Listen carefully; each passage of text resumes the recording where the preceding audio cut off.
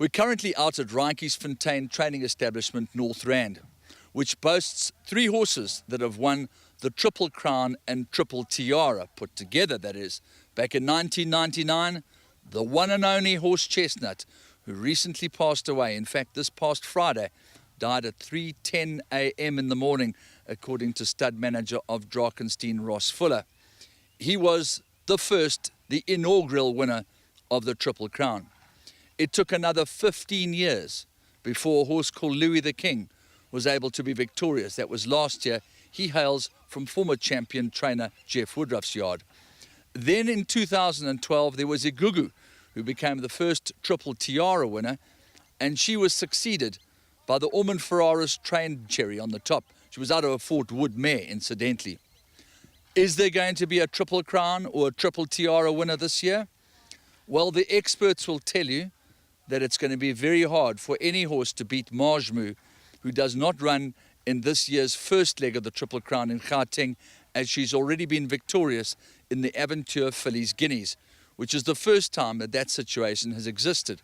It started all the way back in 1999, where Horse Chestnut won the Argus Guineas, but there was no Triple Tiara in those days. So Majmu, who is incidentally a nomination for the President's Champions Challenge over 2,000 metre on Classic Day, she looks sure to stay 1,800 metres and 1.5 miles on her pedigree, and she already has one in the bag. So just to give you some sort of indication as to whether there will be a Triple Crown or a Triple Tiara winner, we caught up with a few trainers who have got some very strong firepower, starting off with Jeff Woodruff, and we asked him whether he thought that he'd seen a horse that was able to emulate the feat of Louis the King, last year's Triple Crown winner, in this year's Triple Crown. Not for my yard, no. Louis is a bit of a one-out, really. The fact that he was very competitive from 1,400 metres to 2,450, and probably still is. I think, his Queen's Plate run wasn't too shabby either. Yeah. Michael's horse that won the Derby in Cape Town, I thought he was very impressive that day. But maybe a mile might look a little bit on the sharp side for him. He won on the inside track his last start, I believe, before going down to Cape Town. And he looked to make heavy weather of that. So I think when he gets on the stand side track, 1,800 definitely not going to be too short for him, and 2,450 probably right up his alley. So he looks the one to beat in the Classic and the Derby. The Guineas, I think, unparalleled, and some. Of course, got Harry's son in there, and quite a few. He's done a bit of mileage now, Harry's son, but his form's strong as ever. It'll be a very interesting race. We're running the Captain's Tune. I don't really know if you can mix it with them, but it'll be, his first test. But he has mixed it with the likes of Bezanova in Graduation Company and fared pretty well. Actually, the only run he ever got on the stand side track over a mile, he won well. That was a handicap. And he beat some older horses there by, comfortably by 3.5 lengths. So he's useful. He's just got to go for him. But bad draw, I'm afraid. We're drawn very wide. Bernard Vaderhip's going to ride him. We've just got to sort of take our chances there. Well, the jury's out for 2 of the 3 horses that are running the Guineas in terms of their distance. So that would leave me with French Navy, basically. And obviously, we'll see how he goes in the Guineas, but I think he's a decent horse. He has improved with every run that he's had. He's improved the last few months that we haven't raced him. I think he'll be competitive in that race, and obviously he would need to come through and win that to discuss anything further. Triple Tiara, once again you got Majmu. She's got the first leg under her belt. But I'd say Siren's Call is very capable. She's has the potential to stay and see out the Oaks. So yeah, obviously we need to come through this first obstacle, which is not an easy one. The Durban horse looks very smart. Look at Same Jurisdiction in the blue salt, and here we go. Same Jurisdiction, you can put the number up in the frame, it's race over. As we say, tickets and tax, Same Jurisdiction by 5 or 6 lengths. Second placing is going to go to Goldie Coast, Admiral's Eye. Alec Lairds filly looks like she's improved quite a bit. They think highly of her.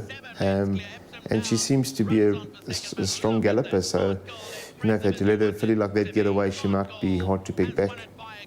three other fillies in the race that I think are all worth their place: Tamani, Bechet, and Trophy Wife.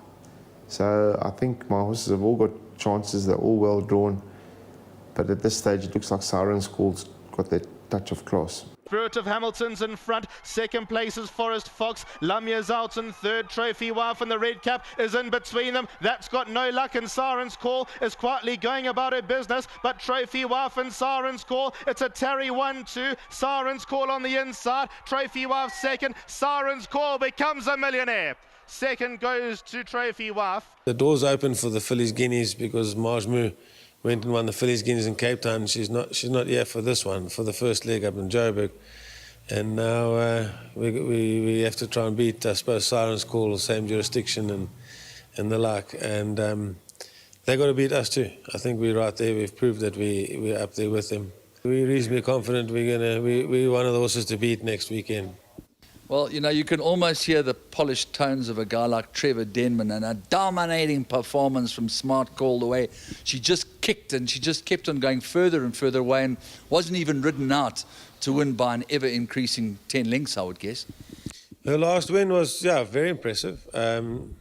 Maybe not, it's not the horses she has to beat coming up to the Fillies Guineas. But I think we're starting to see what she's capable of. She showed promise last year, and as she gets older, she gets better. She's a big girl. She's going to go on, and if you want to dream big, I think we should aim to have her peaking as she gets older, and the sky's the limit. In summary, what is very important to remember is that there are 7 horses that have won 2 legs of the Triple Crown. And they go all the way back to a horse called WILGEBOSDRIFT, a horse called Surveyor, a horse called Gray's Inn, a champion called Hunting Tower, another champion called King's Gambit, and then, of course, Pierre Jourdan, who was vanquished with consummate ease in the 3rd leg of the Triple Crown by Irish Flame. So those are the horses that have won 2 legs. This year, we know that the horse that won the Investec Derby, Urtijol, will not be competing in the 1st leg of the Triple Crown here in Gauteng. So that leaves the gate open for Unparalleled, who is not sure to stay 1,800 metres or 2,400 metres. But that's exactly why they run the race. Will there be a Triple Crown winner? Will there be a Triple Tiara winner? The strong money will be on a Triple Tiara winner this year. Marjmoo can wait no longer. She comes forward and hits the front, and she kicks for home. Double whammy on the rail is out after her. A Tab who's done the donkey work has cried enough in Nora.